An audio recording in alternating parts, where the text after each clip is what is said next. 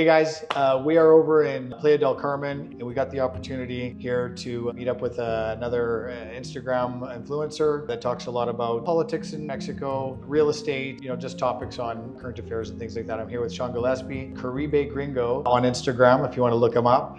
Sean, it's nice to see you. Good to see you, man. Yeah. We've been talking on the phone a while, so it's good to put a face with a name. It's one of those things where, I've been watching you for a long time. I feel like, you're just like this. I got you on this pedestal, and you're like, I love your stuff. It's really cool to see your perspective on Mexico and everything. So I get a lot of hate for that sometimes, though. Yeah, it's a double-edged sword. Yeah, it really is. People are like, it can't be that good in Mexico. They don't like the truth. Like, why are they all coming to the U.S.? I'm like, that's right. Okay, well. So I heard about, in Cabo San Lucas, we sell a lot of real estate, and right. we have an organized MLS. Right. So it makes it a little easier for us to have a code of ethics.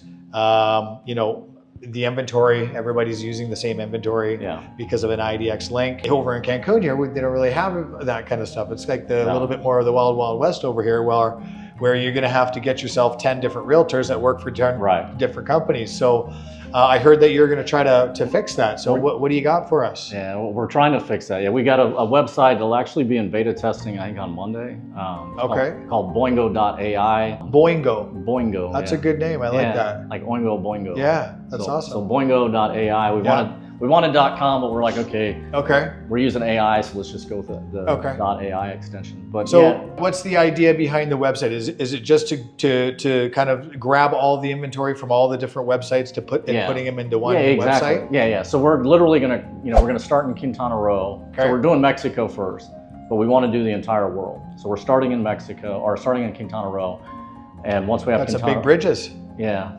So once we get Quintana Roo done, then we'll do all of Mexico. But it's AI. Okay. So things move very rapidly. Okay. Like the biggest obstacle is teaching the AI how to do the job. And once it knows how to do the job, then it's very easy to have it duplicate. So just because I know a little bit about with our system, it's an IDX, it's a code. Yeah. But like none of these websites have that code built into it. Right. So that's how the IDX system codes it. Like I can, the Remax has an IDX code. I pull that and I frame it on my website. Right. How it's framed on my website, which is all uniform. Yeah. Where it takes it from a different frame and puts it in a different frame, but it all looks all uniform on our site. Yeah. So I'm just wondering, like, how are this AI gonna be able to duplicate this? The guys that are doing the system, the guy that runs the company was one of the original developers for Uber.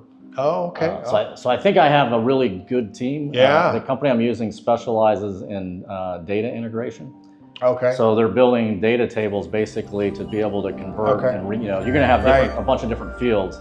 But yeah, the idea is to crawl the website, scrape all the data, and then put everything into a database. And we're going to have two problems. But I think we can overcome both of the problems. The one problem is we're going to have duplicate properties.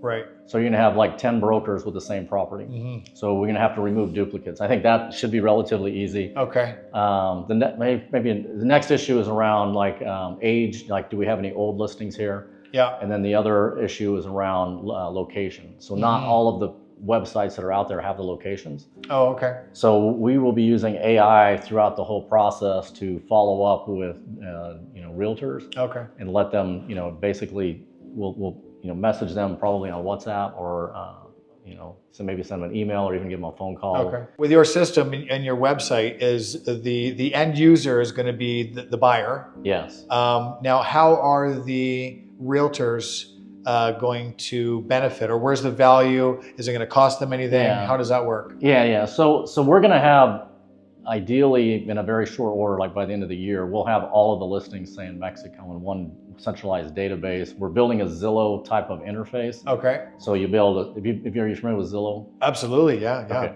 So all the functionality you have with a Zillow is in terms of searching and seeing what's out there, rental properties and for sale properties, you'll have visibility to all of that. Okay. And you can zoom into an area, see what's available, which neighborhoods, all of that. Yeah.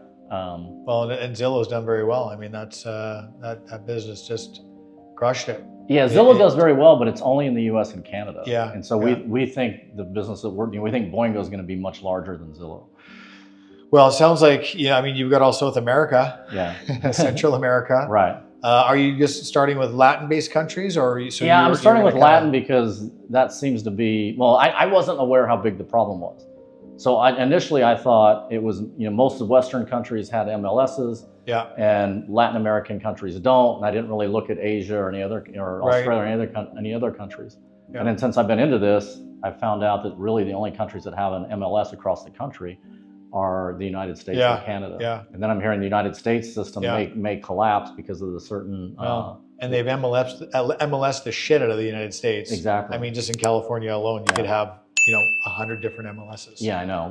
There's not one. People think that there's one central MLS. Yeah, there's not. Like all of these. So that's groups. Another problem. That's where Zillow came in. Yeah. Because there was only one Zillow. Yeah. But they were tapped into all. Not all of them, mind you. Yeah. Sometimes some areas didn't allow to be a part of Zillow. Yeah. But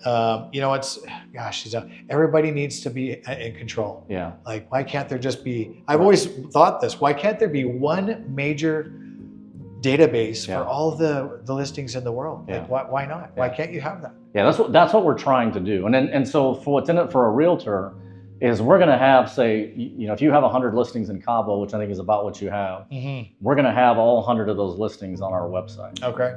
And if you pay, let's just say $10 a month per listing, then every single lead I get on all 100 of your listings are going to go straight to you. Okay. And then if your competitors in town are, I'm going to have their properties too. Yeah, yeah. And so if I get leads on those properties, then I go to my network, which you would be in because you're a paid member. Yeah. And I just start feeding you those. And so, it should be very advantageous for realtors to do that. And then the other thing we're doing is we're giving a feed, we're making a feed available to every real estate website. So if you have your own website, right now you're taking an MLS feed for Cabo, San Lucas. Yeah. If you had any interest in populating the rest of Mexico, or had an interest in dropping the MLS, I don't know what they charge you, but if you had an option to drop to MLS, you could plug ours in, and you'd have all the properties in not just Cabo, but all of Mexico, and eventually you could access all the properties in the world. Okay. And so the idea would be, if you want to continue to drive leads to your website, because you've got a good presence, you got SEO going, you're paying, you can continue to do that, but now you have a much larger inventory across all of Mexico. Okay. So that's basically, I think, what's in it for a realtor. So you guys are starting here in Cancun and Playa del Carmen? Yeah, we're starting in Quintana Roo. Okay. Yeah.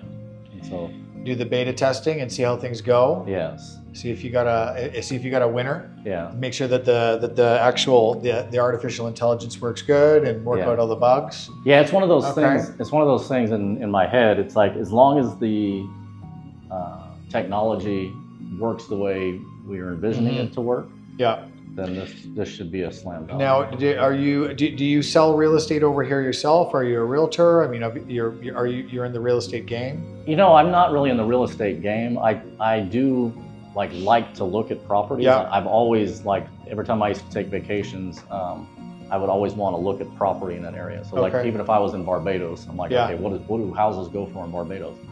And I never got to go see those properties. So I really like real estate. I like getting to see different properties. So I help people promote properties. Okay. Whether it's like a house or a development. I think it's important to get the word out, about what. But you see a problem here, so this is kind of a solution to a problem. Well, it's a huge problem because it's not necessarily, I guess, your problem because you're not, you're not selling real estate, but it might also be a good opportunity to financially as well to create something that the world is going to use, like you said. Yeah, I mean, that's a huge motivation. Yeah, we've looked at how to monetize it. I think just off of getting the realtors to pay a little bit.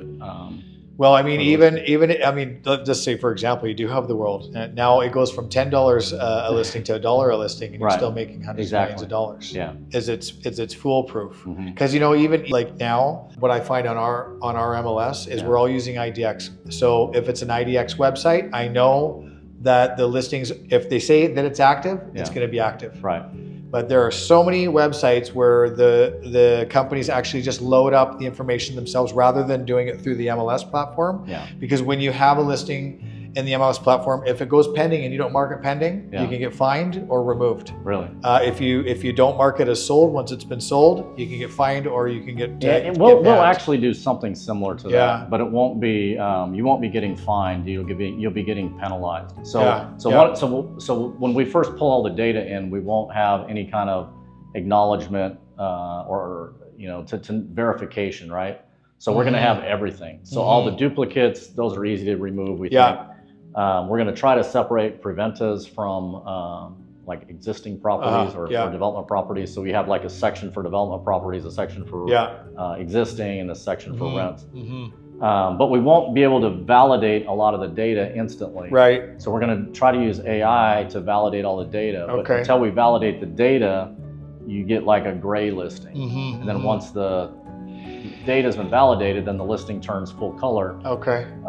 And so you're getting penalized and pushed to the bottom of the list until your data is validated. See, another thing that I just thought for your system would be to almost make your system an IDX system, where brokers and people in their area, their website could come in and get the IDX information. So all those other brokers that are now a part of it, and that you're getting all this information, as long as it's in the same zip code, are going on their websites.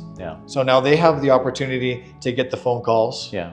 But then again, if you guys are doing this on a basis where the leads are coming through you and you're feeding those leads, then that might not work. But you might be able to charge for the IDX link instead. Right. That's what we plan on doing, is having we'll have the two things for realtors is we'll allow them to basically sponsor their own listing, so they get all of those leads. And then the other big advantage is they'll be able to take a live feed from our database and be able to display that information in real time on their. That'll be awesome. It'll be interesting seeing how this kind of plays out for you. Are you looking for any investors, or are you? I'm doing partners. I'm looking at a seed round right now. I've talked to a lot of people. Like, they were telling me. I talked to a guy that bought into Yahoo. He's like one of the Yahoo owners today. After it crashed, he bought in, and he really encouraged me to not do, because I was going to get investing to help me cover the development cost, because the development cost is been a big deal. It could be, yeah. And then he was basically saying, okay, if you can fund that on your own, fund that on your own. And then once you have an operating prototype, basically, then do a seed round. So we're doing a 10% seed round. I got feedback from a lot of different people. We were initially valuing the company between, say, 1 and 2 million at the pre-launch site, right? And you're pulling that number kind of out of air, but I talked to enough people, and everybody was consistent between 1 and 2. No one was saying 5. No one was saying half a million. It was all between 1 and 2. So we said, okay, well, let's value it at the low end of that, 1 million.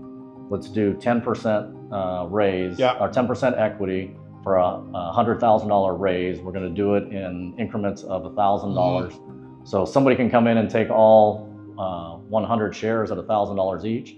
Or we can sell 100 different shares to 100 different people. So we're looking to do that, and then we'll see what sells between now and the end of. Once we should be through beta testing, or at least know how good of a product it is by the end of October. And so we'll end this round either when it sells out at the 10%, or by the end of October, whichever happens. We'll make sure that we put your information down there to get in contact with you as well. I love young entrepreneurs with great ideas. It's great for me to be able to just come over here and have an interview with you today while we're here in Cancun. I'm glad you were able to come out, because like I said, we've been talking quite a bit. So I got to get out to Cabo though. You're gonna have to make your way over to Cabo next time. Sounds like it's a fantastic idea. It could be the solution to a world problem. That we have everywhere. To integrate all the listings into one major database.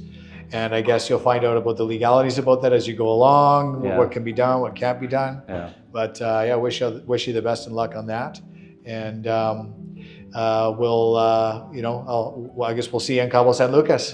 Hopefully. Okay, awesome. I got a guy to go fishing with out there. So that's right. He's and golfing. I'm terrible at golfing, but awesome. Okay, well, great, Sean. It was good seeing you, and we'll see you back in Cabo. All right, man. So there you go, guys. There's Sean Gillespie with his idea to solve the problem about real estate and being able to find the inventory, having to go on hundreds of different websites. this is going to cure that problem. So stay tuned. Yeah. Thanks for watching, guys.